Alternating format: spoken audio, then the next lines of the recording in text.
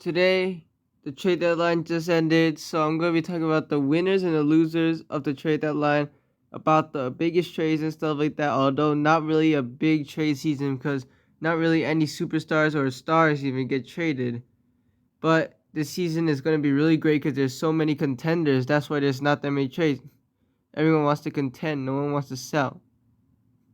But first, talk about the winners. I have 5 winners from like lesser winners to huge winners. First, let's talk about the lesser. Like they won, but it wasn't as big as the other winners. First, OKC Thunder. They basically traded players that are not really in their rotations for Gordon Hayward, a really good veteran that can help be like a leader on their team. Cause the Thunder don't really have too many veterans, but I mean they're still a really good team. But as well, he can play off the bench as a really good solid piece, another depth piece for the Thunder. So this is a great trade by the Thunder, to get another veteran off the bench, and he could do some scoring, play a little bit of defense. Former All Star as well. So Thunder is a pretty good winner. Another winner, smaller winner, is the Phoenix Suns.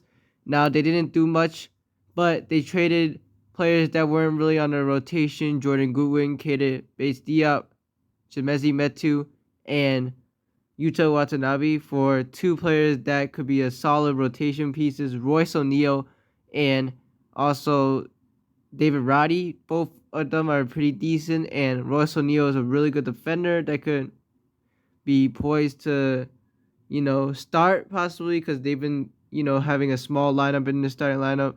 Royce O'Neal could help with their defense.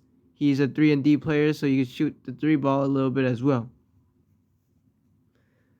Another winner I have is the Boston Celtics because they got a few gems even though they didn't really have much to trade. They got Xavier Tillman for 2 second-round picks who could help them at their center spot, as well as defend really well. He defends really well, and they add more depth to the center spot in which they could use some, I guess.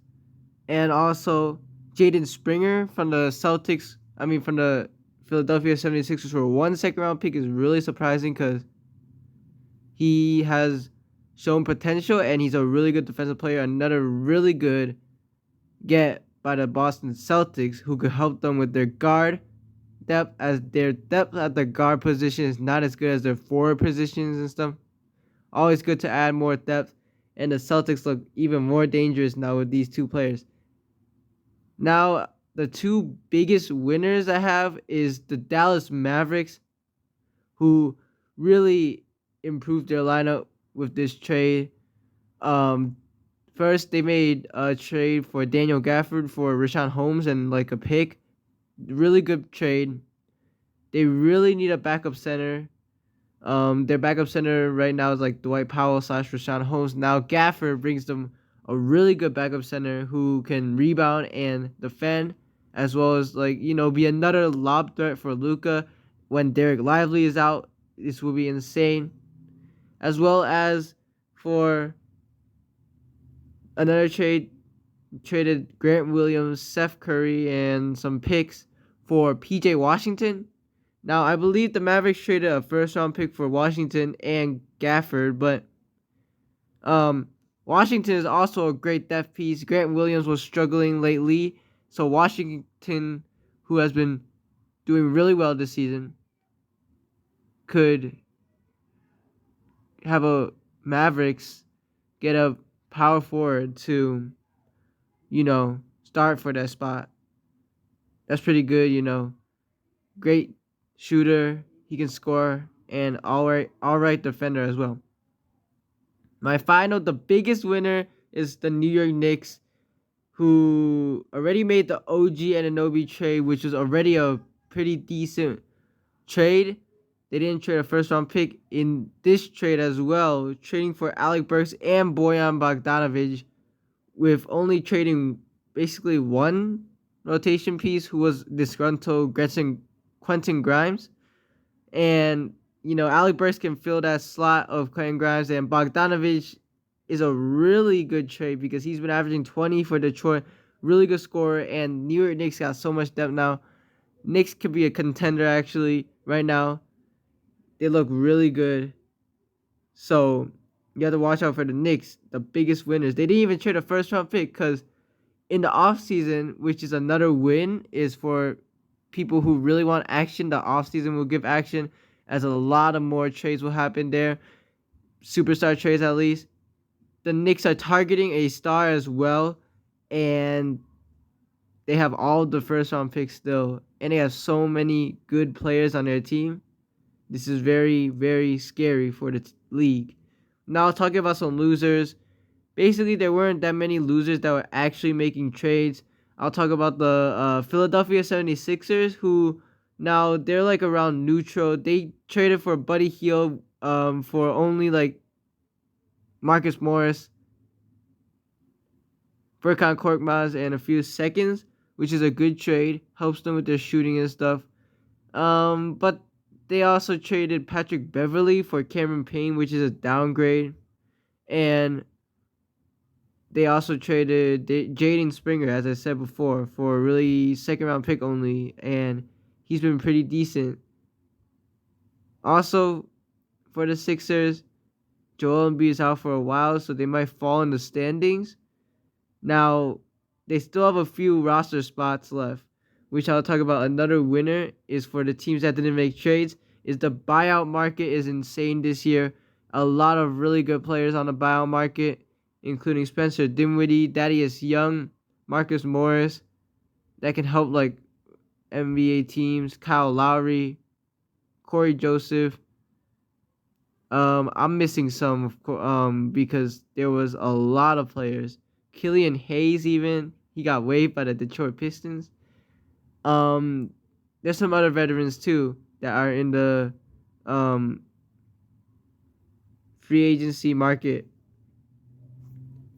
Finally, we have the losers who didn't make trades. Lakers and Warriors, actually, because they're supposed to be contending, but they're not doing well at all. But they're keeping the core. They did not make any trades.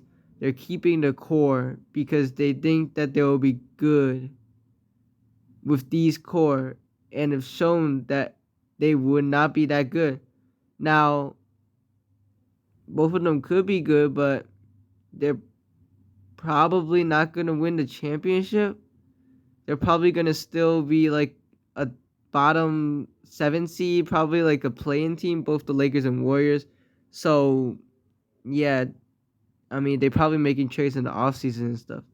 The Bulls is the biggest loser, one of the biggest losers, because they did not make any trades at all.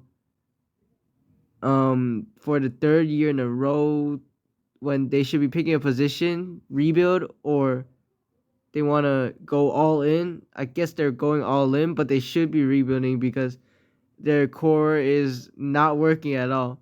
But they think they can still rebuild, contend actually. And the Atlanta Hawks around the same boat as the Bulls, but it's a little bit confusing because Hawks did want to trade a lot of players, but they didn't. So it's a little bit confusing. Maybe in the offseason they would trade some players and rebuild around Trae Young. And there's one more loser that made trades. It's the Toronto Raptors. I don't really know what they're doing right now. They didn't trade Bruce Brown. He has a lot of value. They traded for Kelly Olynyk and Ochai Agbaji, who, Ochai is a pretty good young player for a first-round pick, though. And traded Dennis Schroeder for Spencer Dinwiddie, who they waived. I don't know. Thaddeus Young was also in that trade, too. So, I don't know what the direction Raptors are doing again. They're trading first-round picks for centers. Jakob Poeltl last year. This year, Kelly Olynyk. But, yeah, that's basically it. Last thing I want to talk about is the Pistons and the Timberwolves. Pistons made some trades. Probably the most trades out of the whole, deadline. They got a lot of players, but they traded a lot of veterans, too. So they're like a neutral team. They got Quentin Grimes, but, neutral. Also, another neutral team is the Timberwolves, because they did get Monte Morris, who is a good point guard that can help them with their backup point guard position. So, yeah, but yeah, that's basically it for the trade deadline video. Thank you guys for watching. We're out.